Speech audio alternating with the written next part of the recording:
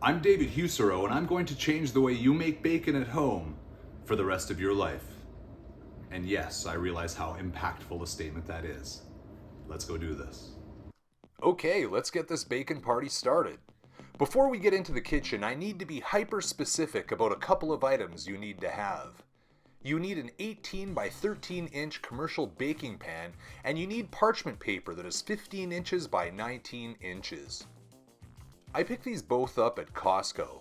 The bacon you use is up to you, but it needs to be no more than 500 grams or the standard 1-pound package.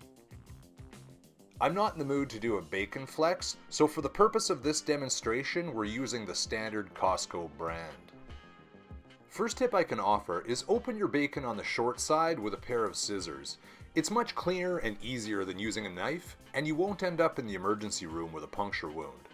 Our next task is to rip a piece of parchment that is slightly larger than our pan and push down the corner creases.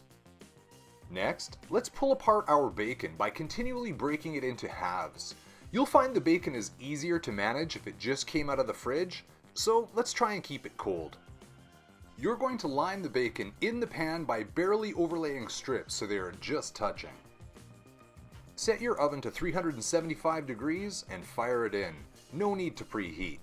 Set your timer for 15 minutes and let's circle back then. After 15 minutes has passed, you're going to want to separate the bacon by gently tugging on each strip with a set of metal tongs. Following this stage is where you'll need to keep careful eye on your oven. Bacon cooks fast. Pull the bacon out of the oven when it has reached your preferred doneness. Heck, you might cook it until it's petrified, and that's none of my business. Today I'm cooking this bacon for breakfast sandwiches, so I need it to still have some pliability. After I remove it from the oven, I will tilt the pan on the stove with the assistance of a metal lid.